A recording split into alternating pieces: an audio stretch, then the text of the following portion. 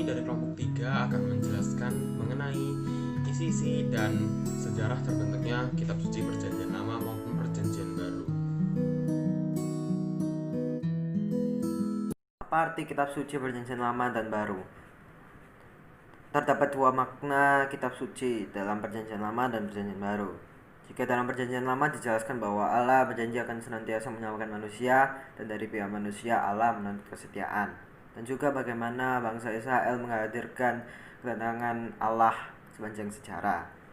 Jika dalam Perjanjian Baru dijelaskan bahwa peristiwa-peristiwa seperti pengalaman iman akan Yesus yang ada akhirnya para mengikut Yesus mengimani sebagai anak Allah dan juru selamat mereka. Jadi dalam Perjanjian Lama terdapat bagaimana bangsa Israel menerima Allah sebagai iman mereka. Dan pada Perjanjian Baru terdapat peristiwa-peristiwa di mana Yesus mengimani para orang supaya mempercayai mereka, dan akhirnya dia menjadi anak Allah dan juru selamat mereka. Sejarah terbentuknya kitab suci Perjanjian Lama. Kitab suci Perjanjian Lama dimulai pada periode tahun 1600 sampai 1600 sebelum Masehi. Periode ini merupakan periode bapak-bapak bangsa seperti Abraham, Ishak, dan juga Yakob. Periode ini terdapat peristiwa sejarah awal dari bangsa Israel. Periode ini tertulis pada Kitab Kejadian bab 12 sampai 50. Kemudian berlanjut ke periode kedua, periode pada tahun 1600 sampai 1225 sebelum Masehi. Ini merupakan periode Yusuf dan keluarganya pindah ke Mesir. Pada periode ini terdapat peristiwa Israel diperbudak, Allah mengutus Musa untuk membebaskan bangsa Israel, dan juga perjanjian Sinai. Periode kedua ini tertulis pada 10 perintah Allah dan Keluaran bab 20 ayat 13 sampai 15. Berlanjut ke periode ketiga, periode pada tahun 1225 sampai 1030 sebelum Masehi. Ini merupakan periode perebutan tanah Kanaan dan zaman hakim-hakim. Koleksi dari cerita pada periode ketiga ini terdapat pada bapak-bapak bangsa dan hakim-hakim. Berlanjut ke periode keempat, yaitu periode pada tahun 1030 sampai 930 sebelum Masehi. Ini merupakan periode satu kerajaan, yaitu kerajaan Saul, Daud, dan Salomo, dan juga merupakan periode peralihan dari hakim ke kerajaan. Periode ini tertulis pada kisah penciptaan, pergantian Daud, Mazmur, dan hakim-hakim. Berlanjut ke periode pada tahun 930 sampai 722. Ini merupakan periode dua kerajaan, yaitu di mana periode bermulai Salomo wafat dan terpecah menjadi dua, yaitu suku Israel dan suku Yehuda. Pada periode ini juga muncul nabi-nabi dan kerajaan Israel yang ditaklukkan oleh kerajaan Asyur. Periode ini tertulis pada kisah bapak-bapak bangsa, Musa, pembebasan Israel, munculnya pewartaan nabi, dan hukum-hukum yang terdapat pada kitab Ulangan, Mazmur, dan Raja Israel. Kemudian berlanjut ke periode berikutnya. Periode berikutnya adalah periode bertahun 722 sampai 587 sebelum Masehi. Ini merupakan periode kerajaan Yehuda. Periode ini tertulis pada Kitab Kejadian bab 1 ayat 1 sampai 2 dan bagian 4a. Kemudian juga menyatukan kisah bapak bangsa dengan kisah Yusuf, Musa, dan perbudakan di Mesir. Kemudian juga ini merupakan lanjutan dari penulisan para nabi, dan terdapat juga pada Mazmur dan Amsal.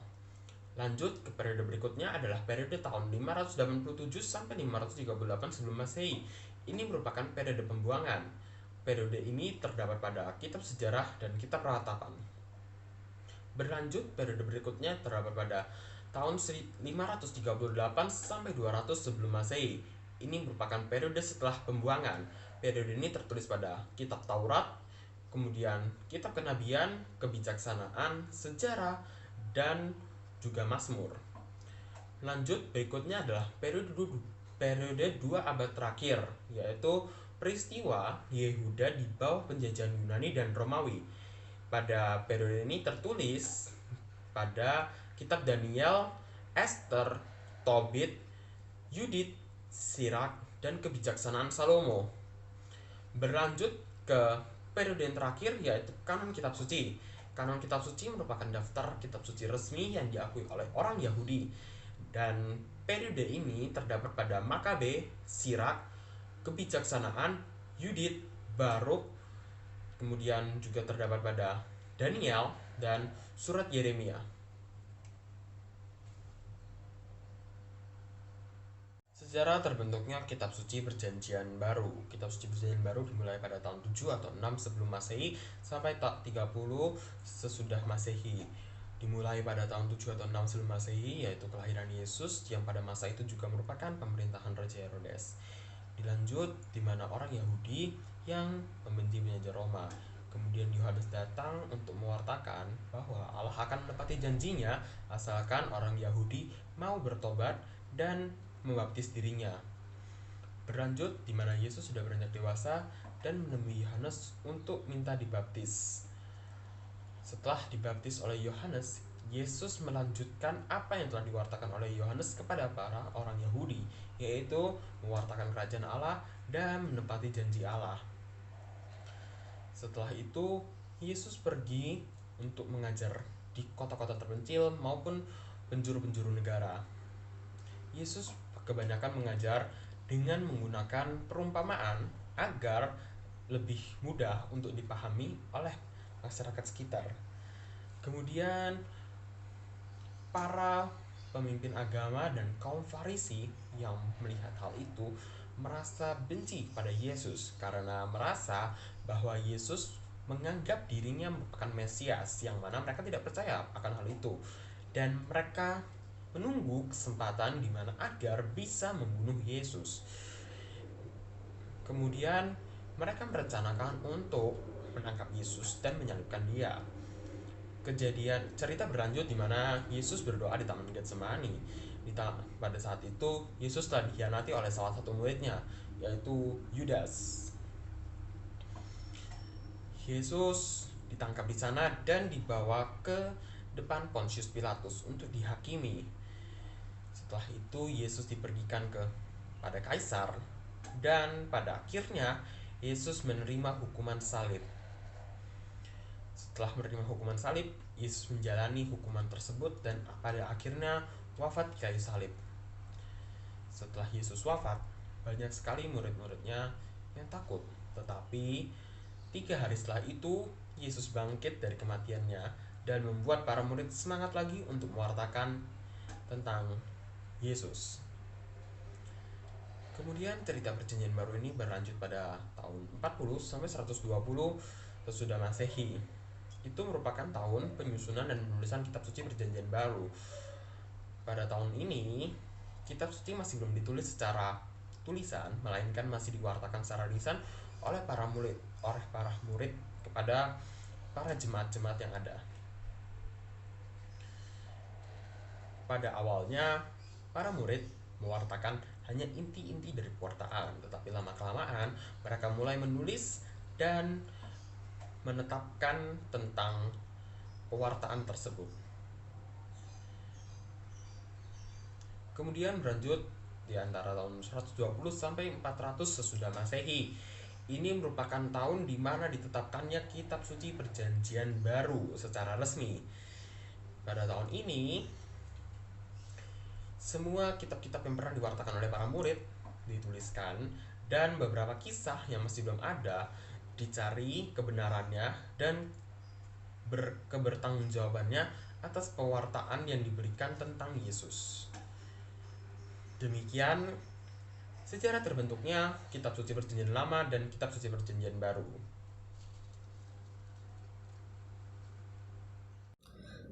Selamat pagi. Hari ini saya akan menjelaskan isi-isi dari kitab perjanjian lama dan kitab perjanjian baru. Isi dari kitab perjanjian lama terdiri atas Kejadian, Keluaran, Imamat, Bilangan, Ulangan, Yosua, Hakim-Hakim, Rut, 1 Samuel dan 2 Samuel, 1 Raja-Raja dan 2 Raja-Raja, 1 Tawarik dan 2 Tawarik, Esra, Nehemia, Ester, Ayub, Mazmur, Amsal, Pengkhotbah, Kidung Agung, Yesaya, Yeremia, Ratapan, Yeskiel, Daniel, Hosea, Yoel, Amos, Obadja, Yunus, Mika, Natum, Habakuk, Sefanya, Hagai, Zakaria, dan Maleaki. Dan untuk perjanjian baru, isinya terdapat Matius, Markus, Lukas, Yohanes, Kisah Para Rasul, Roma, 1 Korintus, 2 Korintus, Galatia, Efesus, Filipi, Kolose, 1 Tesalonika dan 2 Tesalonika, 1 Timotius dan 2 Timotius, Titus, Filemon, Ibrani, Yakobus, Petrus, Yohanes, Yudas, dan Wahyu. Terima kasih. Singkatnya, kitab Perjanjian Lama ini berisi tentang peringatan para nabi terhadap Israel bahwa Allah akan segera datang ke bumi dan menyelamatkan mereka yang berdosa. Nah, 5 kitab pertama dari Perjanjian Lama itu ditulis sendiri oleh Musa. Nah, salah satunya adalah kitab Kejadian. Nah, kitab Kejadian ini merujuk pada asal-usul bumi, umat manusia, bahasa, ras, serta awal dari bangsa Israel. Lalu ada kitab-kitab sejarah menceritakan tentang peristiwa-peristiwa di Israel, yang mana kitab-kitab sejarah itu adalah kitab Yosua, Hakim-Hakim, Rut, 1 dan 2 Samuel, 1 dan 2 Raja-Raja, 1 dan 2 Tawarik, Esra, Nehemia, serta Ester. Lalu kitab-kitab puisi mencatat sebagian kebijaksanaan dan kesusastraan para nabi. Itu adalah Ayub, Mazmur, Amsal, Pengkhotbah, Kidung Agung, serta Ratapan.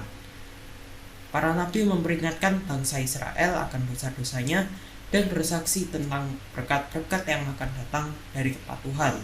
Mereka bernubuat tentang kedatangan Kristus yang akan mendamaikan dosa-dosa mereka yang bertobat, menerima tata cara, dan menjalankan Injil.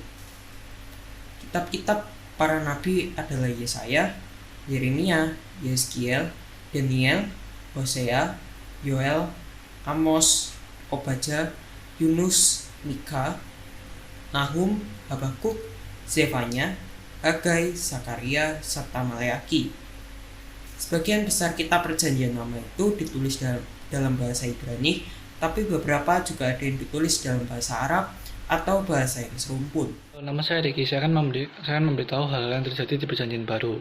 Jadi Perjanjian Baru itu biasanya disingkat oleh PB, merupakan bagian utama kedua kanon Alkitab Kristen.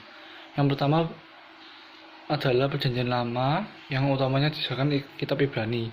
Perjanjian Baru ini berbahasa Yunani yang membahas ajaran-ajaran dan pribadi Yesus serta berbagai peristiwa dan kekristenan dalam abad ke-1. Umat Kristen dan Katolik memandang PB bersama-sama dengan PL sebagai kitab suci. Perjanjian Baru merupakan sebuah antologi, yakni koleksi-koleksi karya-karya Kristiani yang ditulis dalam bahasa Yunani yang umum digunakan pada abad pertama, pada waktu yang berbeda-beda oleh penulis yang merupakan murid-murid Yahudi pertama kali dari Yesus. Dalam hampir semua tradisi Kristen masa kini, PB itu meliputi 27 kitab dan juga teks-teks aslinya dituliskan pada abad pertama dan mungkin abad kedua era Kristen. Koleksi-koleksi seperti surat-surat dari Rasul Paulus dan Injil kanonik dari Matius, Markus, Lukas, Yohanes secara bertahap bergabung dalam karya tunggal dan koleksi lainnya dalam beragam kombinasi yang berbeda untuk membentuk sebagai kanon kitab suci Kristen dan Katolik. Seiring berjalannya waktu, beberapa kitab diperdebatkan seperti kitab Wahyu dan beberapa surat umum dimasukkan dalam kanon yang seharusnya mana awalnya karya-karya ini tidak dianggap sebagai kitab suci. Karya-karya lainnya pada awal dianggap sebagai kitab suci seperti 1 Clemens, Gembala Hermas, Diatessaron tidak dimasukkan dalam kanon Perjanjian Baru. Kanon Perjanjian Lama sepenuhnya beragam di antara semua kelompok Kristen dan Katolik utama seperti Katolik Roma, Protestan Ortodoks Yunani, Ortodoks Slavia, dan Ortodoks Armenia. Namun beberapa kanon Perjanjian Baru yang berisikan 27 kitab ini setidaknya sejak abad kuno terakhir telah diakui hampir secara universal dan kekristenan.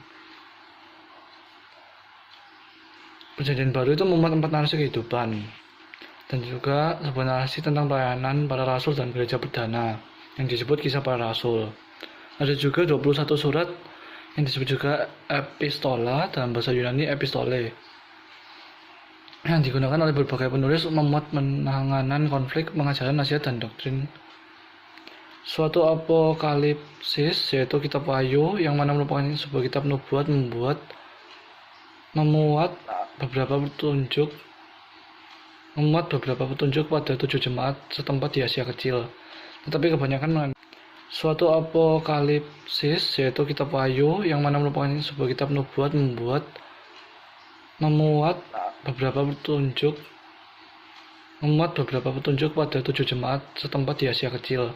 Tetapi kebanyakan mengandung semiotika kenabian tentang akhir zaman. Terima kasih. Sekian tentang Perjanjian Baru. Sekian penjelasan dari kami. Terima kasih.